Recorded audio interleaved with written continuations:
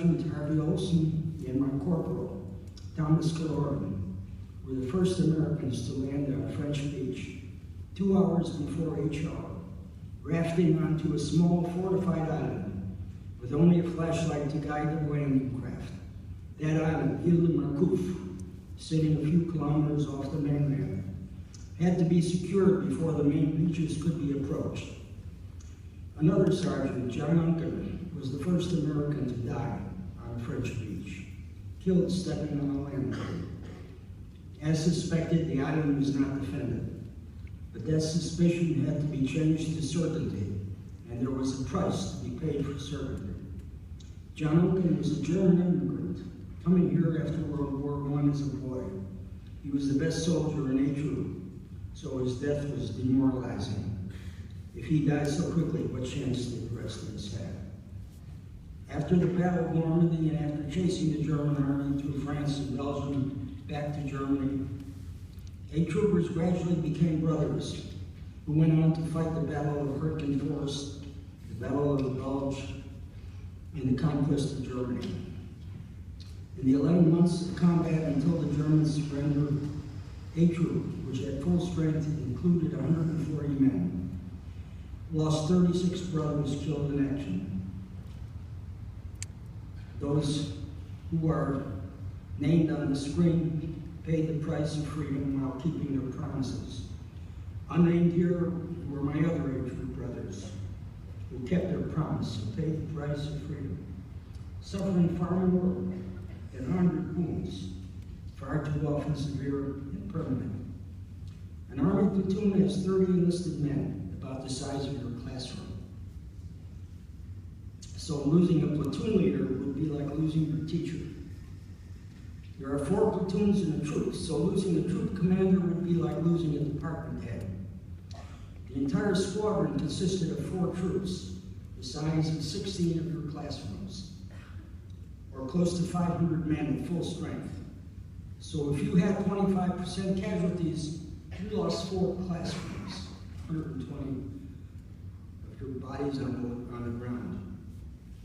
After the Battle of Hürtgen Forest, we were down to 350 men, about half of your graduating class.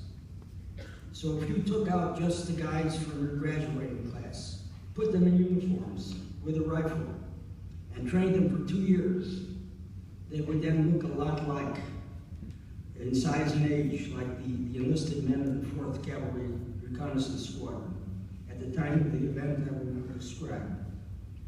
The entire 4th Cavalry Reconnaissance Squadron was awarded the Presidential Unit Citation for its performance during the first week of the Battle of the Bulge, when our paratroopers were surrounded at Bastogne.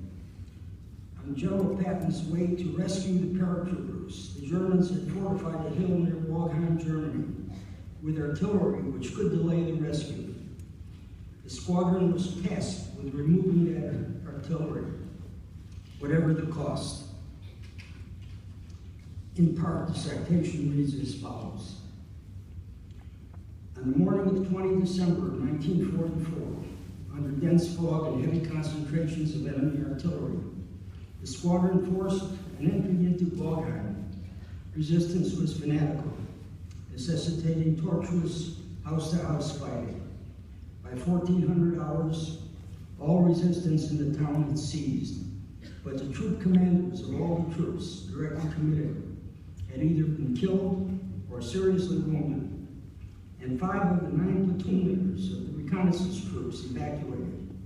25% of the enlisted personnel had also become casualties. Again, on the morning of the following day, still under heavy artillery saturation, at times reaching the density of 1,000 rounds per hour, the remainder of the squadron drove and fought its way to the top of the ridge to the southeast, held by vastly superior enemy forces in excellent defense. Almost completely exhausted from the heavy fighting of the previous day, the troops nevertheless attacked at a dead run over 200 yards of open ground, uphill to the ridge. Only the gallantry and esprit de corps of the officers and men, above and beyond the call of duty, enabled the squadron to reorganize again and again after losing many troop commanders, platoon leaders, and other key personnel vital to the continued functioning of a tactical unit. The gallantry and supreme devotion to duty of the officers and men of the 4th Cavalry Reconnaissance Squadron and the magnificence of their performance are in keeping with the highest traditions of the United States Cavalry and of the United States Armed Forces. That ends the citation. The source of the courage just described lies not only in patriotism, but also in brotherhood. When you are among your brothers and are given the order to go, your brothers on the right and left will go, and you will go with them. Because in the past weeks and months, they saved your life more than once, and now they are going into danger, and they will need you. So you have to go with them out of gratitude and loyalty and brotherly love. And that's the true reason that when an order is given to go, everybody goes and does what has to be done, whatever the cost. Freedom is not free. There is a price to be paid. 36 of my brothers kept their promise. Paid that price to give meaning and value to their sacrifice. I ask you, please promise yourselves that you will live a good life and do something good for the